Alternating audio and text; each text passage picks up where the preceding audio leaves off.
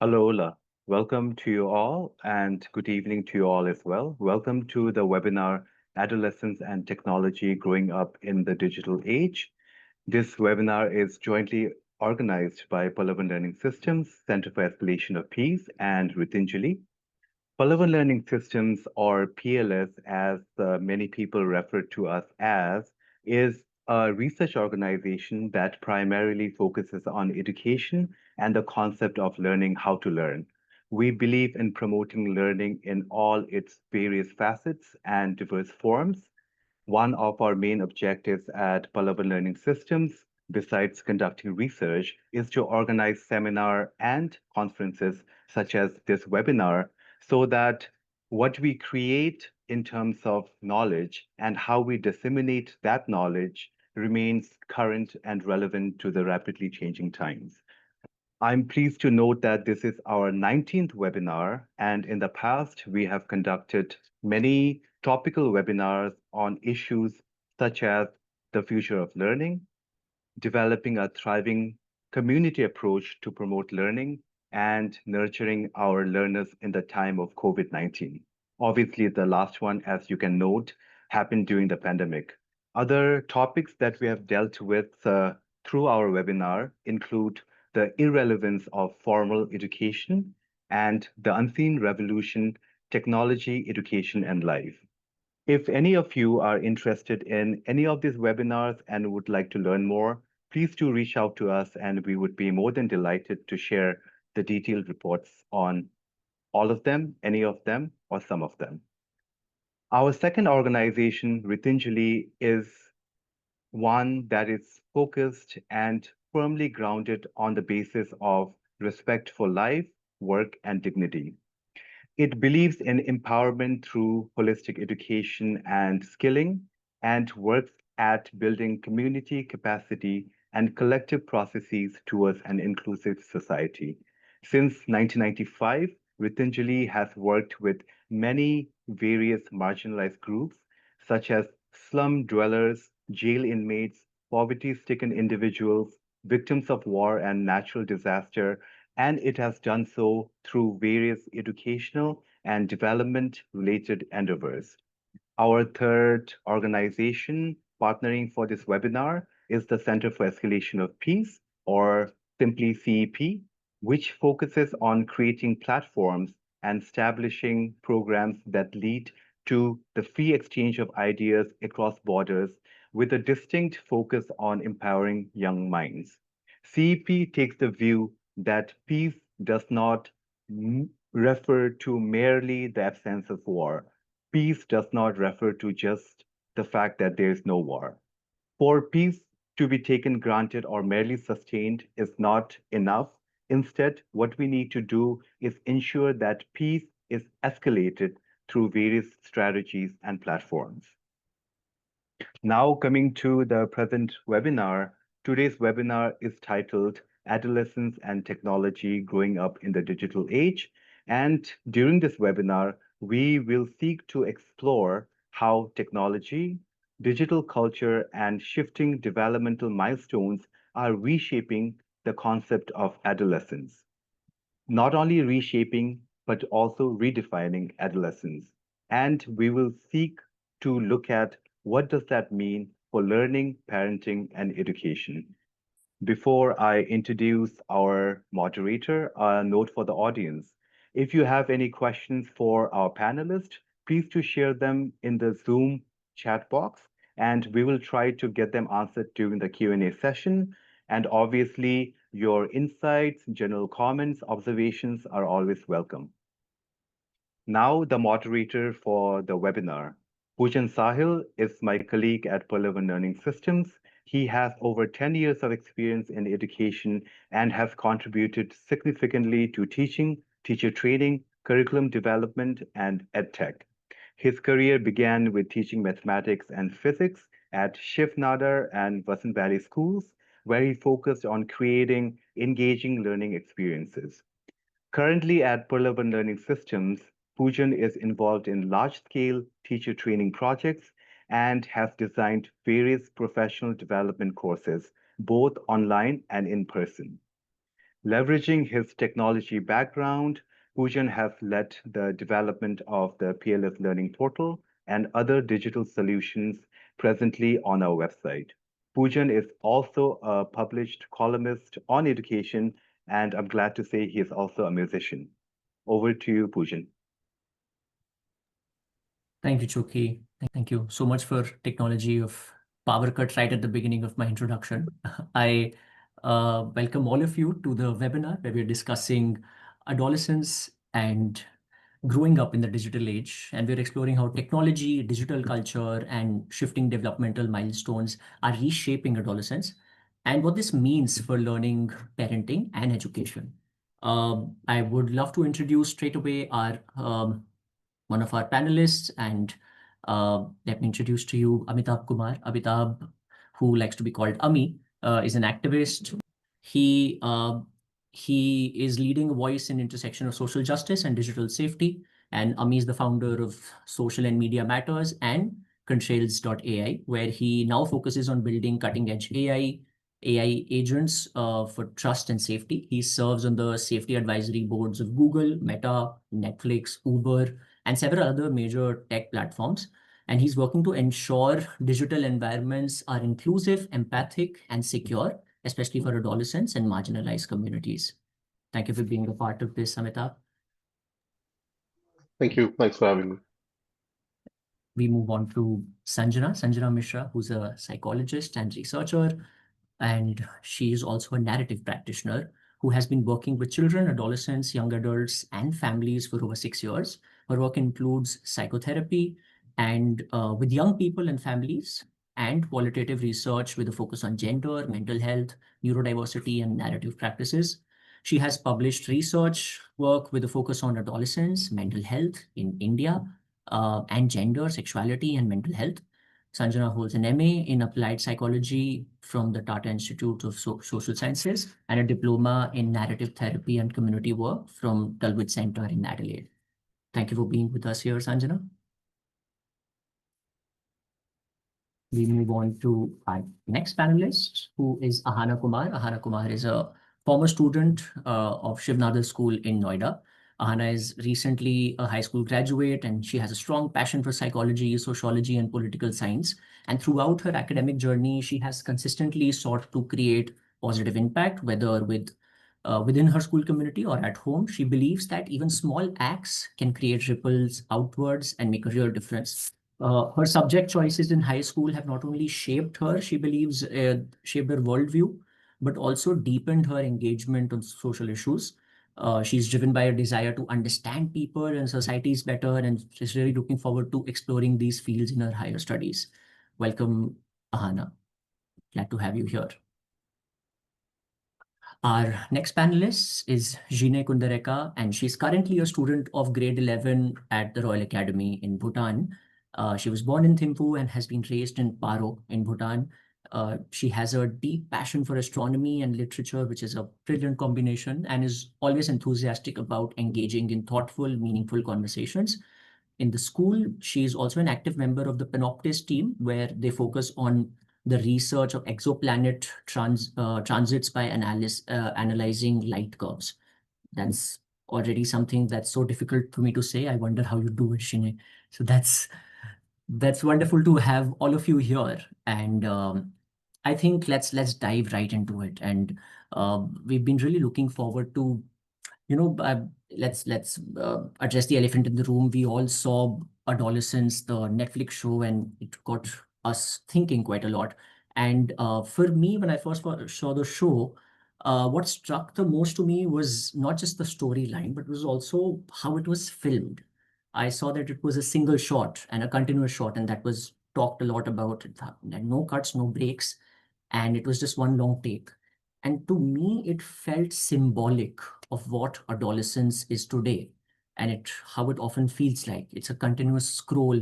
It's a non-stop stream of moments, of notifications, of likes and dislikes and comments and reactions. And there's no space to blink, pause, or reflect. Everything is happening all at once, everything together, and it's all connected. So I thought, let's take this chance in this webinar to take a pause and ask, are we actually redefining adolescence? How is the digital age and the digital world extended adolescence beyond its traditional understandings, definitions, and boundaries? And what are the psychological and physiological shifts that are being observed in the youth of today? Sanjana, I would love to start with your thoughts on this. Yeah. So I think it is a time of a lot of neurodevelopmental, I would say explosions almost in a sense. The way that you Mm. develop in adolescence is you don't match at any other point in your life. And a part of that is, of course, like the way we traditionally sort of studied it when we talked about developmental stages was about how you kind of see this time as a way of identity development, or the question that you're asking yourself consistently is who am I and what do I want and what do I want to do after this, and it's backed up by your parents, your school, your friends. Everyone is in that space in that moment for you. And I think what's shifted now with things developing at the pace that they are is a lot of these questions are being asked a lot earlier than they used to. Mm. People are developing senses of identity at much younger ages, or are being encouraged to think at much younger ages about identity, which is inherently a good thing, you would hope. But I think the way that I'm going to think about social media for a second here and just say that something like a 9-year-old influencer is something that would give any of us pause, sort of, and make us think about whether identity is linked to monetization in the context of social media, whether identity is linked to what is getting you the most subscribers, what are the sort of things that are behind that. And I would of course defer to everyone else's thoughts on that as well. But just there's so much happening socially, emotionally, neurodevelopmentally at that point in time that so much overstimulation of knowledge also, I would say, I think is it I don't know. I think it creates even bigger questions. And I think here is where Ahana and Jain could sort of maybe add a little bit about what their experiences have been like and what things have looked like for them recently. Yeah. Yeah, Absolutely. Yeah, Ahana, please go ahead. I'm so sorry. Yes. So yes, as Miss Anjana like absolutely pointed out, I think adolescence is an extremely volatile period in terms of the biological, psychological, and social changes that come into being. And in my experience and the experience of my peers and friends, technology kind of exacerbates this intensification.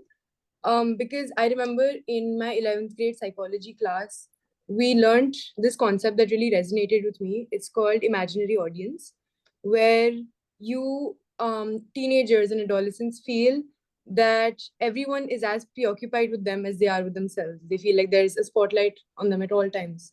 And which kind of leads adolescents to be more conscious of the way they look, the way they act, the way they speak.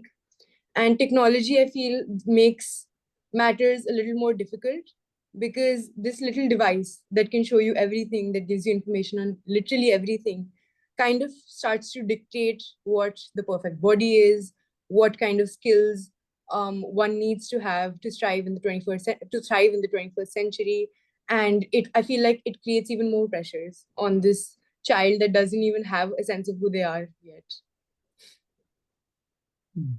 Yeah, I think that's great. Amitabh, would you want to comment with that? I think another thing that I would look forward to hearing from you is also, I know that you um, have a lot of thoughts on the data that is involved in understanding all of this. Is there enough? Yeah, good question. And I would love Shinya to also jump in. So, completely agree to what Sanjana and Ahana said. I think a couple of things, right?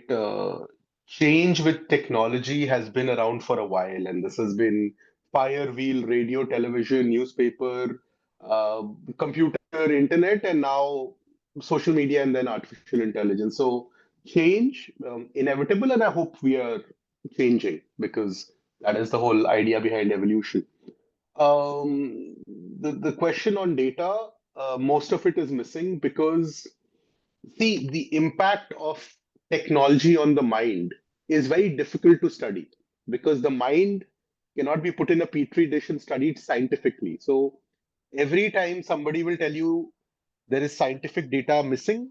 Yes, there is scientific data missing, just like there is scientific data missing for how do we shower.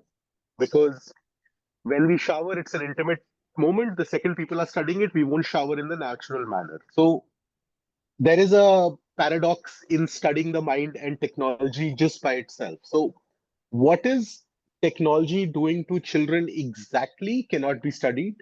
What is technology doing to children relatively compared to the 90s, 2000s, 2010s, and now? Yes, we have a understanding.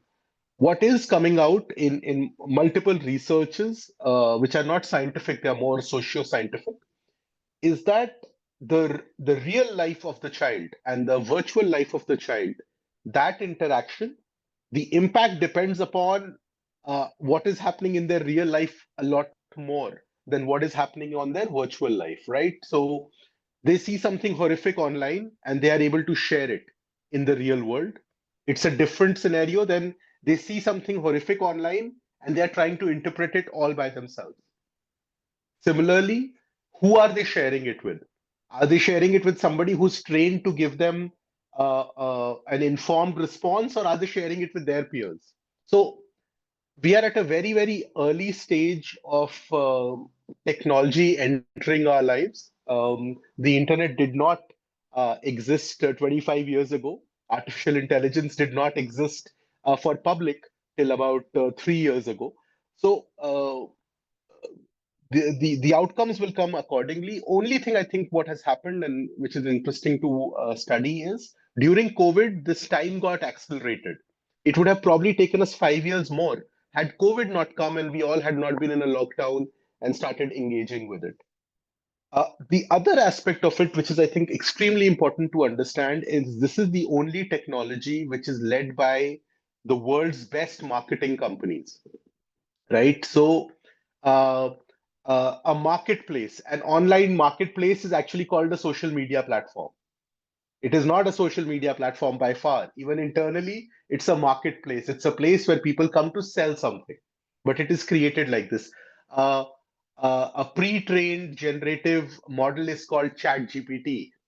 So the marketing of technology and the delivery of technology is two things which we need to understand and explain to digital natives who are the younger folks who are joining us, from digital migrants who are older folks. Or at least I call myself a digital migrant. I got the internet when I was 16. So very different from what these guys are saying. These are my initial thoughts, but I would love to hear what Shinye has to say to this.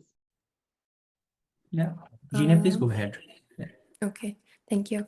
So for me, adolescence has always been a time of exploration. It's a time where we get to figure out who we are and what we connect with and where we fit into the world. But with technology, that journey has taken to a whole new dimension. And I think that is what we can all agree on. So today, where many of us are growing up with this ability to craft digital versions of ourselves, just like Ma'am Sanjana has mentioned, where we focus on our identity. It's through social media we can express who we are and who we want to be. So sometimes it feels like we're living two worlds, like one that is offline and one that is online. We share like carefully chosen pictures, we share carefully chosen thoughts and achievements to get the like and validation that we like crave. And while that can feel sometimes empowering, it also, I believe, it comes with the pressure to perform and the pressure to compare and constantly keep up with what is trending and what is necessary to fit into a modern society. So the way we access knowledge has also changed due to technology.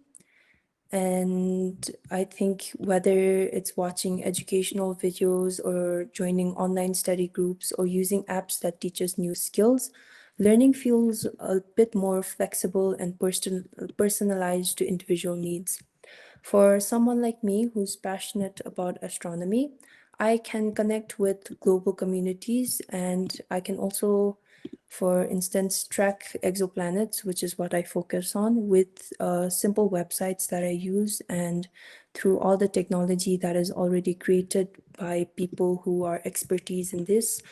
I just have to reach out and then use it, and then it all comes to us easier. And then I believe that adolescence is a period of rapid brain development. So our prefrontal cortex is a part of our brain which is responsible for decision making and impulse control and reasoning. So that is still developing. So with technology, our emotional brain and the prefrontal cortex, what happens is we often feel things very intensely, but we don't have the full capacity to manage or understand these feelings, as we're expected to grow up very quickly and very fast in this very modern and fast-paced world. And then we don't have the capacity to manage those. So with technology added to this situation, the constant notifications, the fast-paced content, the online validation, and it can be very overwhelming for our developing nervous system.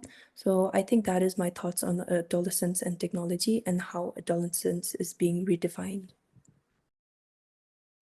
Thank you, Shin. I think that's quite insightful, and that it really brings me to a very nice segue to the thought that I was just having here. How we're all sitting in different cities. We have someone joining from I think San Francisco. We have someone from Adelaide. We have someone from Paro. We have someone from Delhi, and it's different time zones, different corners, and we're connecting and we're trying to form this community through technology. So it's not all that bad that is giving us, and imagine having that power in your adolescence of being able to have access to such a community and being able to learn with that idea. um, what are those changes that are we seeing when we're looking at technology as a teacher, especially when we see YouTube, these discussion forums, we have people learning from reels, all sorts of things, and then how is that shifting how interaction with technology is happening for the learner of today when they're getting exposed to the knowledge of the world? Amitabh, please, we'll have your thoughts on Yeah, this. Poojan, the last part that you said, I just wanted to this thought just sparked. In YouTube, the teacher still is the human. It's just the method of communication, right? So, what an amazing what people can do together and create these communities. A lot of the communication channel is the internet. So you can have professors from Paro, Delhi, Stanford all communicate, students join in, but these are still humans. So technology in that case is not very different than a book, right? So when Gutenberg printed the Bible, it was called the devil's work, and but it led to books, and that is why we have books today. And similarly, videos, and similarly this Zoom communication. So that is humans communicating via technology. But technology as a teacher is also coming in, which is the artificial intelligence part of it, right? The chat GPT, the open AI. And here things are a little different because as far as we are communicating via technology, it's still an old form of communication. I learned it in school, I relayed it on a video. But when a artificial intelligent agent is teaching you, this is where things need to be a little better understood, that what is the artificial intelligence trained upon, because it can be trained upon absolutely anything. It can be trained upon Einstein, it can be trained upon great minds, or it could be trained upon complete garbage. And as we develop artificial intelligence, as we develop guardrails, we understand that chat gpt does not give you the right answer.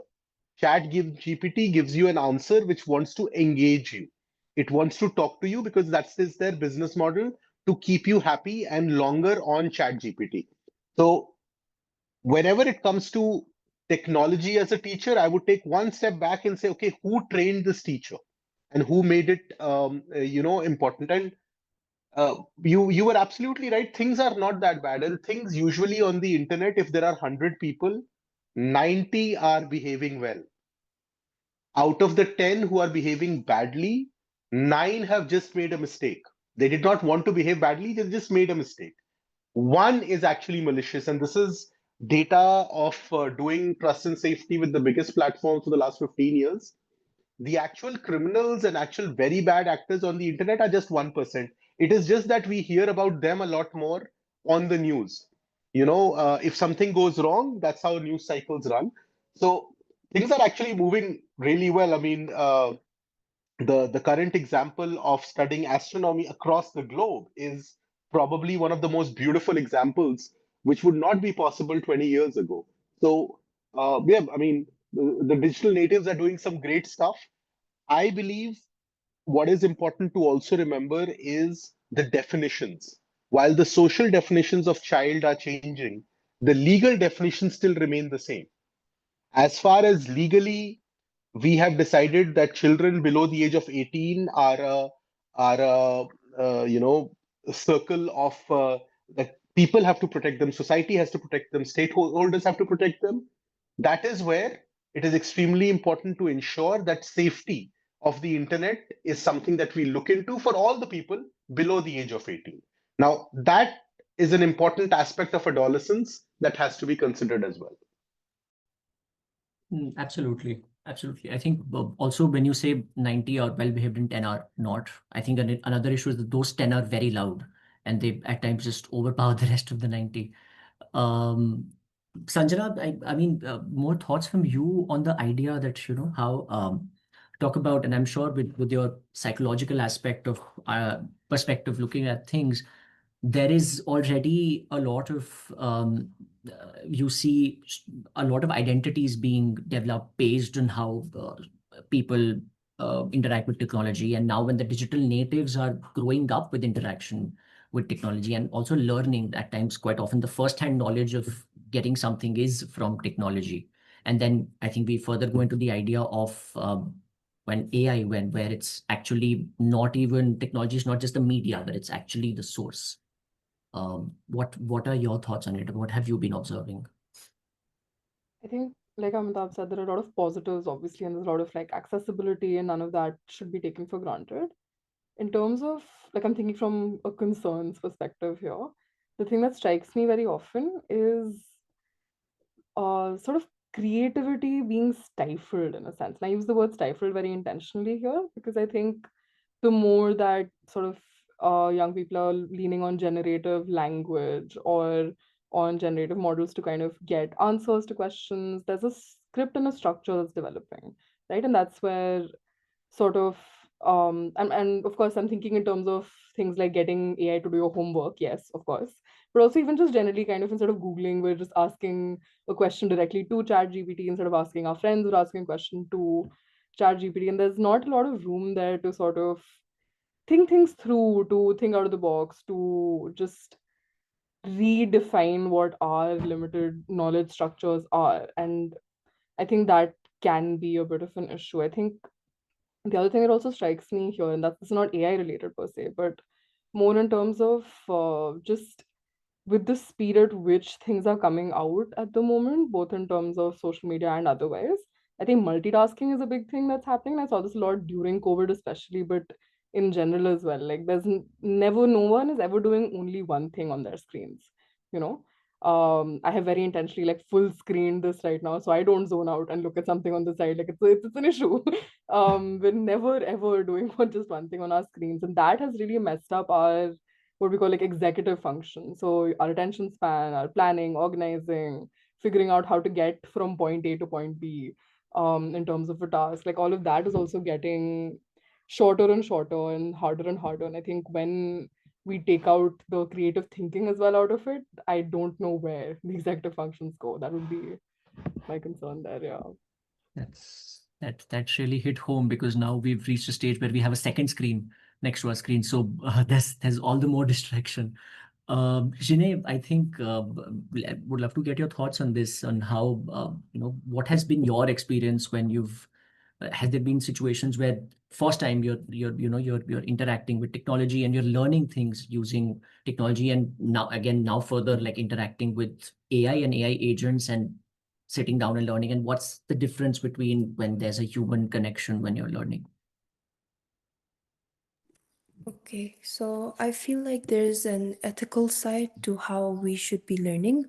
So, for instance, AI often shows us what we want to see, but not what we need to hear.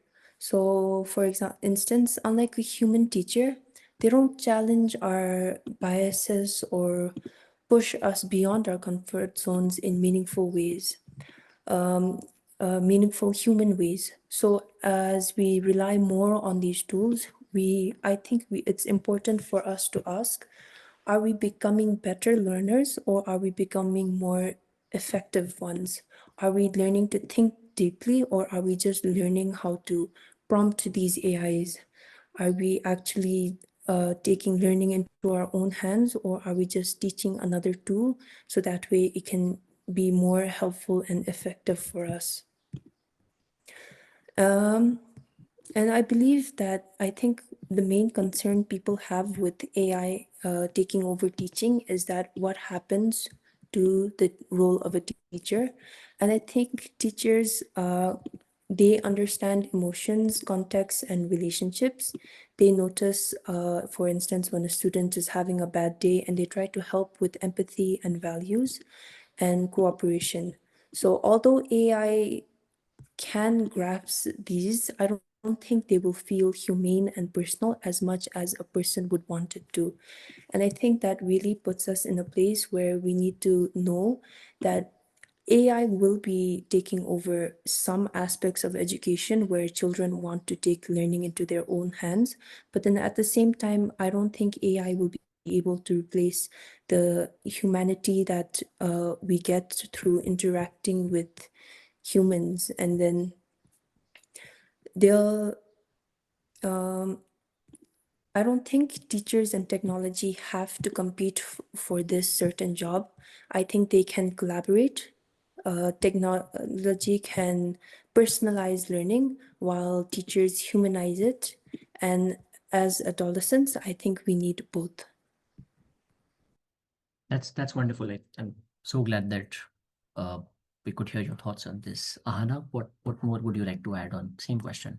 I completely agree with everything that's been said here. And I completely agree with Miss Sanjana when she said that having again experienced it, AI and especially just digital learning and online based learning did a number on our attention spans, on our critical thinking. And that's a challenge we need to respond to better.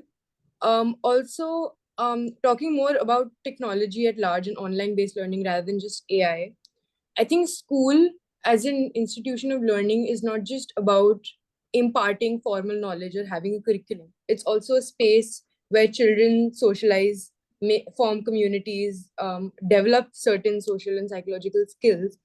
And I feel, especially during COVID, with just having to look at screens and not being surrounded by your peers, your friends, even a teacher, there was a sense of isolation. What Miss Shine said about the humane part being missing in AI and technology.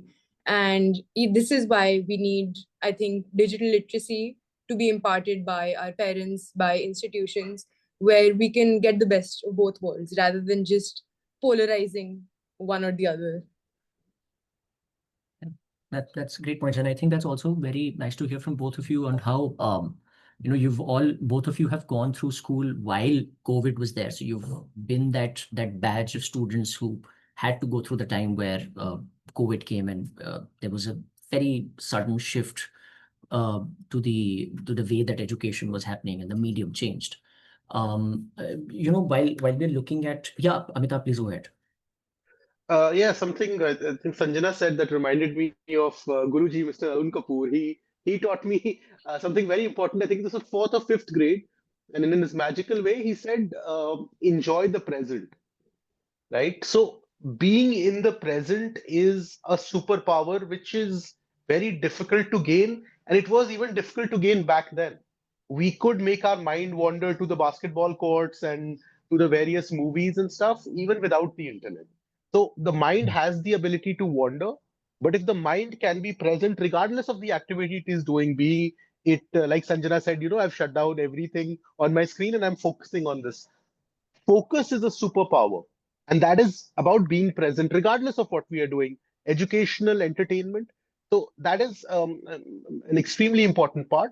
The other part is about AI replacing teachers. So online courses have been around since 70s, 80s. MIT had made its complete university online back in the 80s. The teacher is not just there to share the rational knowledge. They also provide the emotional knowledge that is required, right? So it is not just that something is in a book and I read it. It is important to learn how to learn, if I can communicate it. So good teachers change lives, good doctors heal you. And it is not just the medicine part, it's not just the knowledge part. So knowledge, yes, information AI can share. How do we consume it? What do we do with it? The passion behind learning it, the importance, the the emotional part of the human mind, and I'm sure Sanjana can add more to it, can thankfully only be answered by a human. And that is why teachers and doctors still exist. Automation has been around for a while, right? It probably wasn't at this scale, but in the 90s, we achieved robotics quite quickly. So I don't think that fear should be there. What should be there, which I think Ahana said, is about collaboration. How do teachers and students use this new tool that we have called artificial intelligence or internet in our education? So the collaboration part is where the focus should be. What I read a lot, and especially in the APAC regions, India, Bhutan, is the fear of AI taking jobs and AI removing people. I don't think that's going to happen. Similar headlines were made in the past as well with computers. But people still use computers. So I think that is how we are going to go forward. We need to understand how to better use it in our curriculum and our teaching methodologies. Yeah, absolutely. I think when we had a webinar on AI and we were discussing about AI and education, I think that's another thing that we were discussing on how when photography came along and people thought that painters are going to lose their job, who is going to get their portrait made? But then the job of a painter changed. Painting is not just about making portraits anymore. It's about so much more than that. So I think that's how there's a transition and evolution definitely that has to take place in how we look at teaching and learning. I'm also, while we're talking about, the distractions and the whole aspect of learning with technology, I think the thing that I want to move towards is, how can we actually have a conversation and help adolescents navigate a world where these online identities and peer validation and virtual communities, they play a very central role in how they're developing, because that's a very core part of their experience now.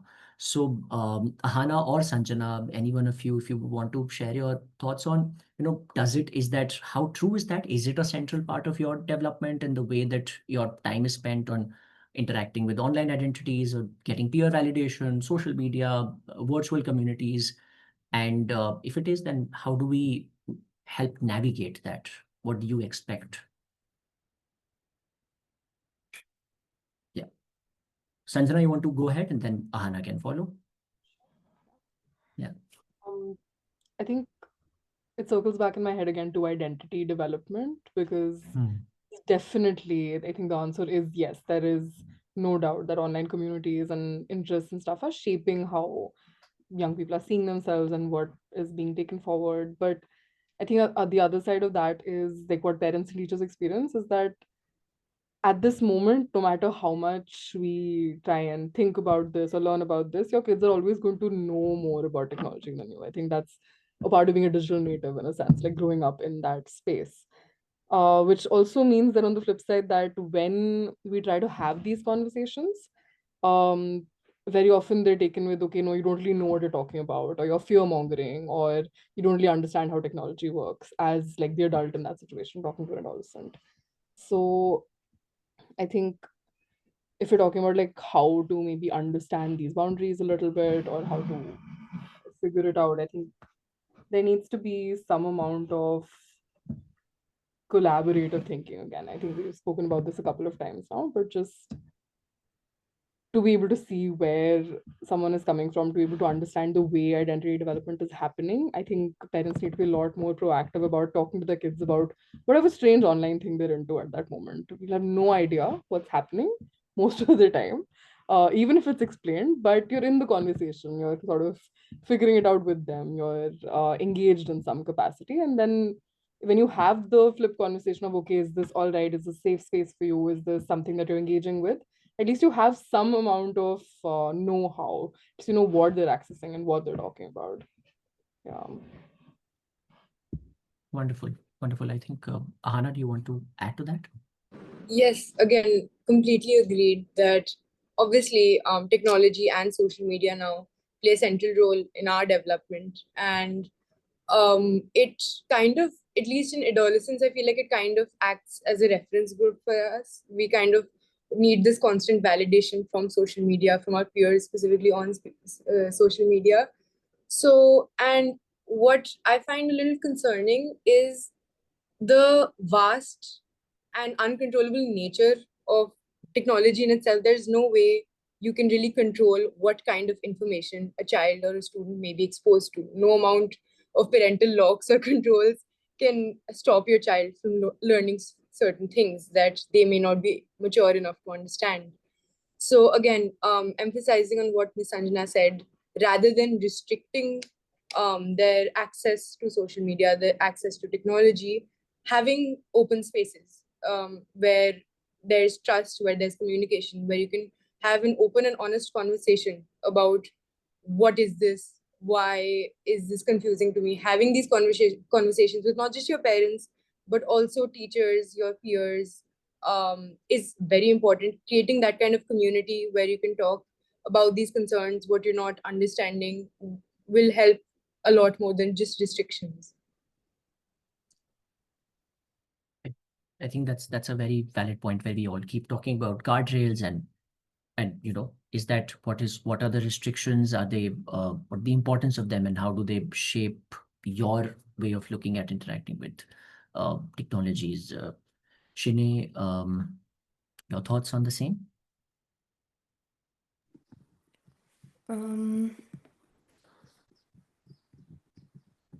I feel that the boundaries between online and offline are quite disappearing.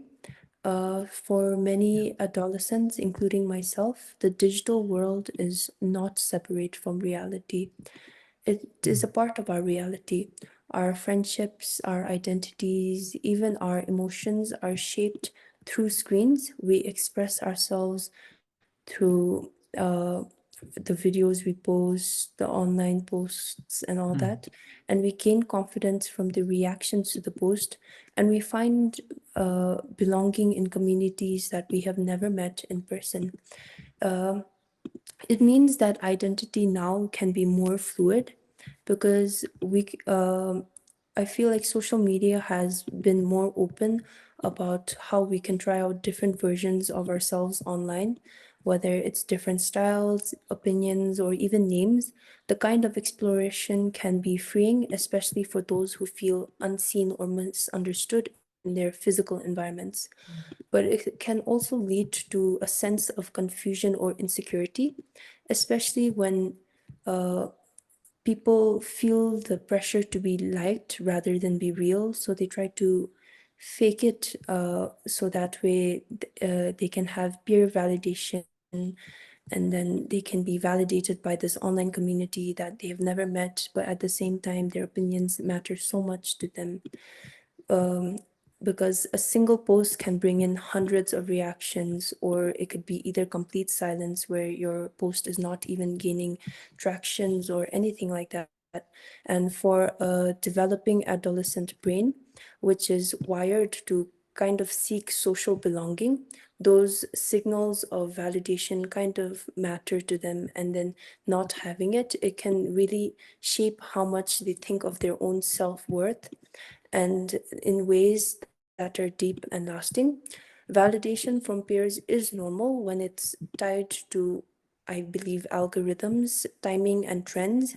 It becomes less about connection and more about a person's personal performance and how they put themselves on social media, and how they want to present themselves to others without knowing what goes out in the background.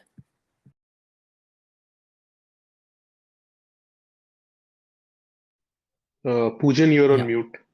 yeah. Technology, I tell you.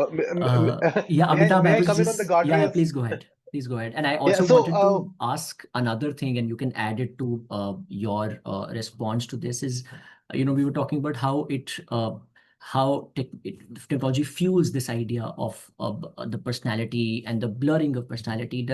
Do the tech giants, the so-called marketing giants of the social media tech industry, do they intend this fueling? Are this a part of their policy? Is this something that's very intentional to be added to the experience online? Yeah, please. yeah, I'll start with that totally. So, like I said, marketplaces are called social media platforms. There is very little social or media about any of the social media platforms that you know out there. The content we see has a product attached to it, and it is done very systematically by the smartest, most well-financed brains in the world. And this is, and I mean, the battles that we hear about TikTok, YouTube, Instagram are trying to grab your attention, not for any other reason, but to sell you a product. That is how simple most of the big companies that we know about them because they are great about marketing. And this has been true even in the past. McDonald's, Nike, any company you think about, they are great at marketing. Is it the best product? Most of the time, not. It's a little above average product. So that is part one. Part two about what Sheena said that we all wanted to fit in our adolescence. That has been there even before the internet. It was the same in our school. We all probably Bollywood and actors were bigger influences. I remember every summer holiday, all the hairstyles of boys and girls used to suddenly change after summer vacation, and it used to try to match that older actor, which was really cool and stuff. So I think that part has been there for since time, and like my parents tell me the same story. Now on the guard railing part, while I agree to that 90%, right? 90%, yes, it's very similar, very social. If we engage, things are fine. But what is different in virtual world compared to the real world is that 10% are the most hardcore, worst human beings, criminals on the planet. These are pedophiles, terrorists, organized crime gangs, and the things they do normally in society they would be put in jail or police would protect you. That was the difference. If you lived, it was very, very difficult for a criminal of that stature to survive in a normal society, residence, school. But on the internet that can happen because of exactly what we said, because of fluid identities. They can mask themselves very well and they can provide a fake identity and survive. And this is where I believe parents, schools, teachers, policymakers literally need to protect children. No, children should not be in a group of pedophiles because they don't have the tools to even understand they are getting groomed. And some of the grooming cases I have handled have gone on for 8 years, 9 years. That is how long the human was groomed before something wrong happened. So that 10% is purely evil. And I have dealt in that realm for a very long period. So there I must say that no, teachers, parents don't even have a clue of what can go wrong. So that is where you need literally professionals and many, many, many more professionals. And even when it comes to schools, it is okay to say no. It is okay to draw a line and say we will not go into the dark web and discuss how human organs should be traded. A child is not trained for that, but a child can do that even today. And many users of the dark web are actually children. These are minors. So this problem is a global problem where while it is important to highlight the positive, it is okay to also say these are the no-go zones because even back in the day, parents used to tell us that is an area you do not go to. There are areas in every city, in every community, which you don't visit, and this is where bad actors are. That's just a normal part of saying no. I think where parents and teachers are shying away or are a little misinformed is that everything on the internet is up to discussion and it is fine if the child interacts. Everything is not up to discussion. There are areas where you have to tell your children, your students, A, don't indulge. B, if you indulge, you might just need uh, a psychological therapy after that. because there is content you cannot unsee, right? So uh, on the safety part of things, 90% is fine. Please do that, please. But when your gut feeling says, "Oh, this is awkward. Why am I doing this?" Please share it with an adult, with an informed adult, which usually is a teacher or a parent. So that part also needs to be constantly shared, because what tends to happen is when I do a wrong experience online, I feel like a victim and I start blaming myself for it. Oh, why did I go to this website? And that is why I don't talk about it. Or why did I share my intimate image and I didn't? That's why I don't talk about it. The culture of conversation needs to be highlighted even more than before, because within, I mean, there are various statistics, but within 7 hours, a child will end up on a pornographic website as per the internet website statistics. So that means, and this happens in real life as well, right? You do see bad experiences. You just need to be trained about how to deal with them. The world does have some bad things, but it's okay if you tell your parents, teachers, they will help you out. That part has to be almost celebrated. If you made a mistake and you shared about it, it has to be literally cheered on as getting good grades or doing something wow. So, and this is where I believe, at least in our part of the world, India, where we are still very, very poor. Parents get scared and they start blaming the child. And this is like, I would talk to parents and teachers here that please, please, please encourage the child to share. That culture needs a lot of work in the age of technology, I believe.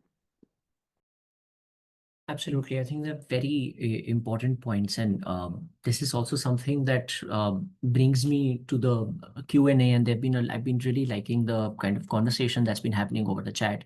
And one very recurring question that has been asked by a number of people is, considering the importance and how difficult can it be to tackle with the evolving situation, what role do parents or teachers, what thoughts and what advice would you have as panelists for the teachers, the parents, and the institutions as a school at policy levels and the institutional level to help mentor these students, the adolescents, through this transformative phase?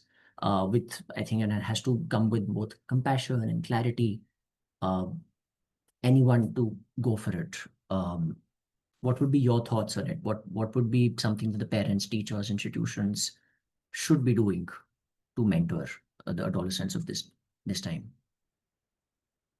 And Ahana, Shine, your thoughts on what would also your thoughts on how it should be done, and also on thoughts of like what would you hope for? Because you would also be mentors for people growing up around you. That's also something that you would put in practice, but also you've been mentees to a lot of the grown-ups around you. And what have you observed, and what would be your hopes and aspirations towards it? Please, yeah, please. I would like anyone can take this up. Okay. So for what we can do, I feel like in our education system, a curriculum should be introduced about digital literacy where it is strongly made. So in Bhutan specifically, I don't think our media literacy curriculum is that strong. Like they introduce it to us, but then that is all I've seen. They don't tell us on they just tell us on fake news and real news and to make sure we look at credible websites, but that is almost it. They don't teach children about how to navigate themselves through the digital world, but while being safe, how to look out for certain things that are not acceptable at all, and how to avoid these things. So I feel like they can integrate digital literacy into the teaching, not just on how to use technology, but on how to make children question it and how children can reflect on it too. So, for example, a teacher even holding a small short discussion in class, like, what did social media teach you this week, can spark this conversation on how where students will chip in on what they learned and what they found out. And then through this conversation, I feel like most of the thing we can recognize is that these children will be watching short videos with very minimal information, and they won't question the source. They won't question how trustable it is and how much of it is true, who is writing this and all that. They will just look at the video, they will just they'll talk about it to their friends, but that is it. And then as institutions, I feel like they can really prepare adolescents for social media, because they should know what are the safe spaces to talk about their social media use. They should know what safe spaces are. They should know what is right and what is wrong for them. And they should know what misinformation and how much mental health they can avoid getting if they know how to use it. And I feel like that is what. Yeah, I think that's a very good point.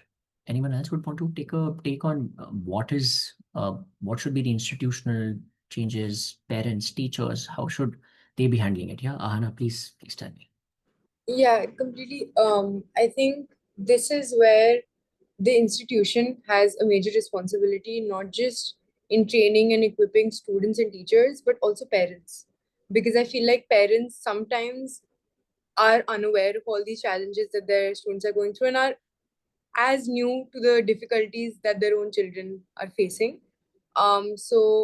For example, I was privileged enough to go to a school which also held certain conversations with parents about and students together about how to equip everyone and create a community that's well aware of these challenges, how to respond to them intelligently. And I think that's very important. I think institution schools, they have a lot of experiences with hundreds and thousands of students going through vast amount of challenges.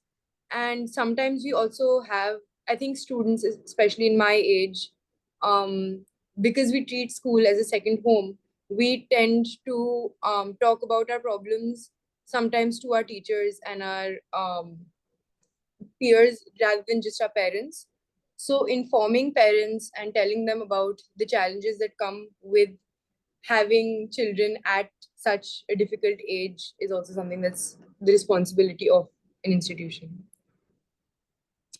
Wonderful, wonderful. I think so. A lot of these questions, which we've also discussed, have also come from schools that we've been interacting with. A lot of them have come from the Royal Academy in Bhutan on various things that we've been discussing about. Another question in the chat that I can see is that how can we ensure that technology fosters inclusiveness by narrowing rather than widening the accessibility gap? How do we address the accessibility gap and inclusiveness? Is there a that's a big one. If we can figure that out, that would be great during this webinar.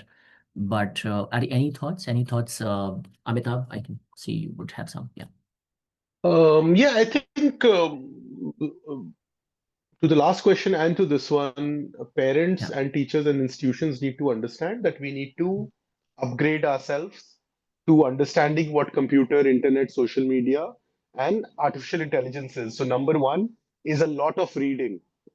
The people making policy on all of this barely understand what this is, right? So there are two schools of thoughts. I don't understand AI, I understand AI completely. And both of these are usually pretty incorrect. This might be right. So if you belong to, oh, I don't care about computers, internet, and artificial intelligence, that's okay. But please read about it. Understand what it is. Don't care about it, but at least know what it is. Once we have understood the the basic functioning of how this is working, then we can create policies about it. So what schools need to do today is to make sure all their teachers are informed about how artificial intelligence, internet, social media works. And the deeper the understanding, the better the policy. Policy creation is not a problem. We are very good at it. Schools are very good at it. Currently, the gap, and I find this across the globe, is understanding artificial intelligence and social media, because either we are too pro this technology or too anti. The method has to be somewhere in the middle. That at what age and how much should we introduce? Plus, just remember, because of the advancements of the technology, we have to constantly upgrade ourselves. So, getting back on reading about it, becoming aware. So, more than being afraid, being aware is the route we all should take. And this is where every child to grandfather is exactly in the same boat, because we are experiencing technology together for the first time. Many things we are taking decisions upon did not exist when we were children. So let's stop thinking about, oh, when I was a child. There are young people on this panel. They should be a part of the conversation, if not leading the conversation. I honestly believe, listening to both Shine and Ahana, that they are in a position to give very good inputs in that policy making. So please involve people who have experience and children who have experience, adolescents who have experience with this technology. On the other hand, keep your parental and teacher hat on, because life experience, you are better. So I think collaborative working will include inclusiveness, and accessibility is something which has to be phased. So if you introduce the child to technology at a young age in a guardrail fashion, that is very good, rather than leaving them inquisitive till they turn into adults. So and involving professionals, right? There are people who have experienced this. Doing a lot of workshop, a lot of education is the route, and go slow. Don't be too fast. Don't be in a hurry. Don't look at what the market is doing and where will my children get jobs. They will get jobs somewhere if they are useful, positive, and creative. So I think what I'm seeing, especially with parents and teachers, is there is a lot of external pressure to be a super teacher and a super mom and a super dad. I think we need to remove that. And if we are average teachers, moms, and dads, our children are pretty good to figure things out. So let's remove the pressure. Let's make informed decisions. And something we spoke about right in the beginning, data driven decisions. Let's do some research. Let's talk to our teachers. Maybe there is something inside the community we can learn from. And don't be afraid, because a lot of fear is around technology, which leads to bad decisions. Yeah, absolutely. I think that's something that I would also want to add on to the fact that how there are answers in how we talk about in the cultural aspects that we're coming from. A lot of learnings when we talked about living in the present, which straight away got to me into the, I think Shine would be better. She practiced the Nyondro that happens every day at the TRA, of how the only thing that you're doing is you're being there in the present in the morning for about 10 to 15 minutes. And I think a lot of those practices also need to come in. So we are having a fruitful discussion. I think it's going really well. We're falling short on time. And I would really like some parting thoughts on the whole anything that you would want to conclude your thoughts on the discussion that we've had today. Sanjana, why don't you go ahead and share something about the discussion today, and what would you have to say about it? I think I'm thinking purely Anything that about stays with you? Yeah. 10 odd minutes actually. Hmm. But I think a couple of things are standing out to me that I wanted to address at some point that I think I wasn't able to. One was building sort of what Amitabh has also pointed out, and I think I really resonate with everything that you just said. But to start learning and thinking about these things as someone who's not very aware is complicated and is difficult, and you don't know what sources to trust. So Hmm. um, I think my therapist self sort of would say, ask yourself a question every time you come across something like this, and that question would be, who is this particular thing benefiting? When I see this video, when I see this information out there, who is it benefiting? And the answer to that is usually the thing that you need to read about. So if marketing is happening on social media consistently, then who is that marketing benefiting? Or if ChatGPT is being pushed to us very regularly, who is benefiting from that being pushed and who is struggling with it? So I think if you start from there, reading or understanding becomes a lot easier. Um, and the other thing I think that needs to happen on like an adult level is sort of leading by example. I think with younger people, especially with younger adolescents, I think right now we're talking to some slightly older adolescents who've gone through a lot of this already. But a 13, 14-year-old is not as equipped to understand if mom or dad are on their phone or on their computer all the time, what they're doing is work, or if what they're doing is play, or if why it is that there are separate rules for mom and dad versus them. So I think leading by example is something that stands out there, that if you have boundaries in home about screen time, adhere to them yourself too, and try and have that open conversation again about, okay, here is where I'm doing this for work, and here is where I'm doing this for fun, and here is where I'm struggling with it. I think that. Yeah, those are very important inputs. I'm glad we could hear them from you. Um, the Ahana, thoughts? So, I think we've all talked about the benefits and concerns, but whenever we talk about navigating this problem or coming to solutions, I think we all come back to the same thing, which is encouraging open and honest communication. And I think that's also what's the most important, just having conversations. Even this one, like coming together, people from different continents, having different experiences, different backgrounds, all just talking and listening to each other is something that's extremely important. And I'm also very grateful for having this opportunity to share and listen to others' experiences.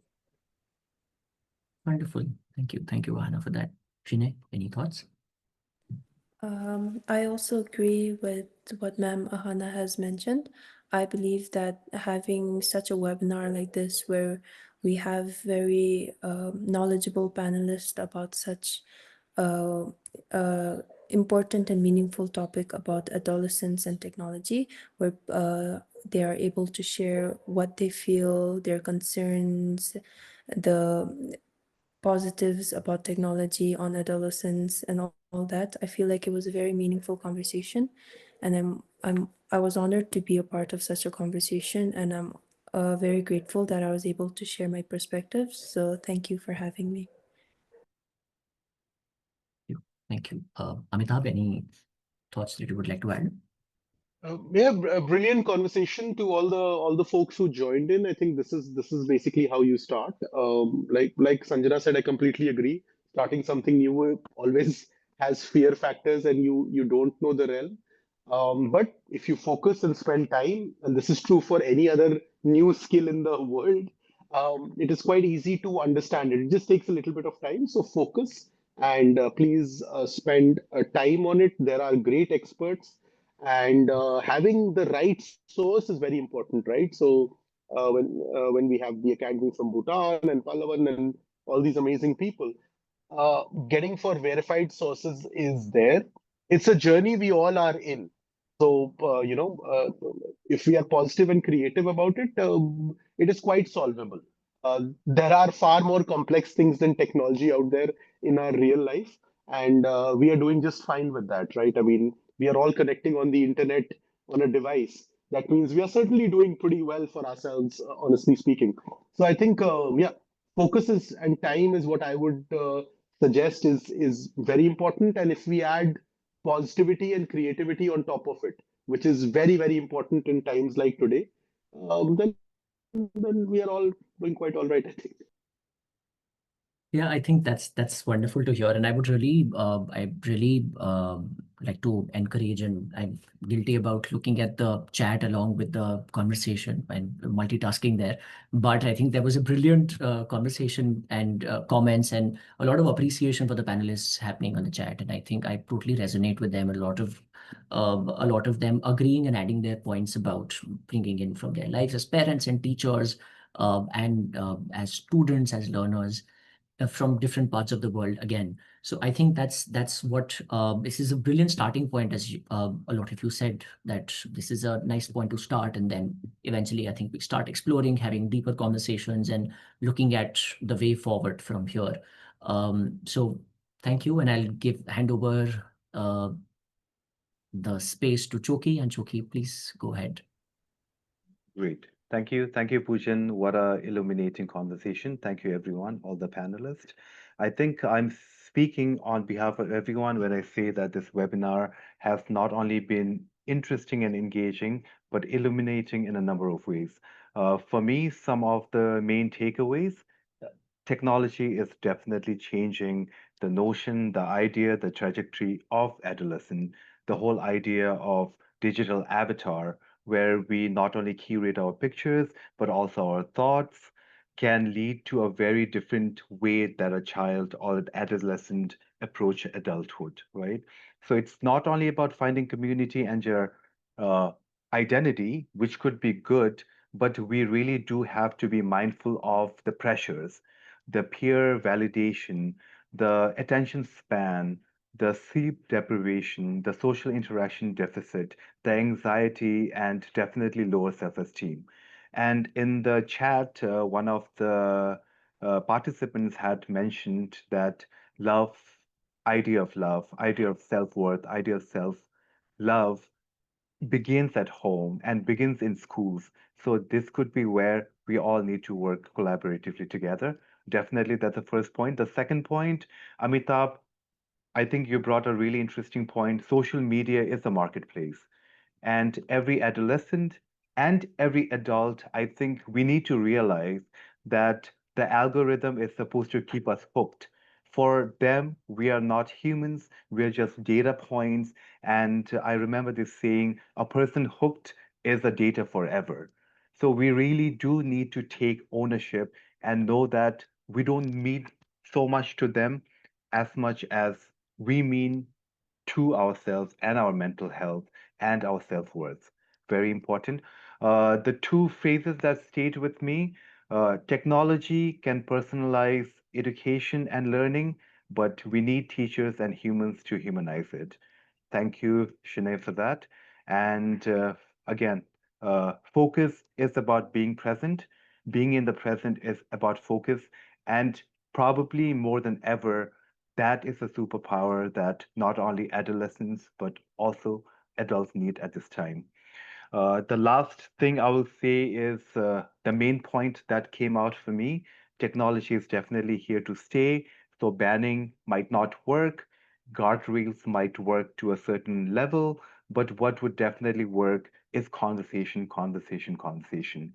So, like Amitabh mentioned, raising awareness, keep on educating ourselves as adults so that we can help our youth passing curiosity instead of judgment and conversing with them and communicating with them would be the main thing. I would like to thank our team members at PLSC, P, and Ritinjali who helped in organizing this webinar and ensuring that the entire process was seamless.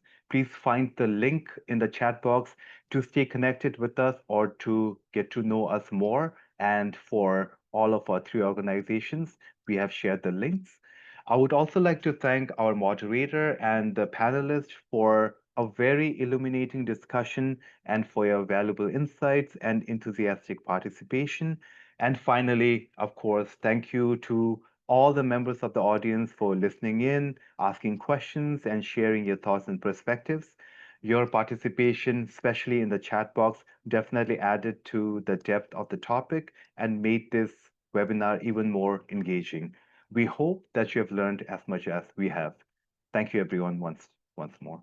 Thank you.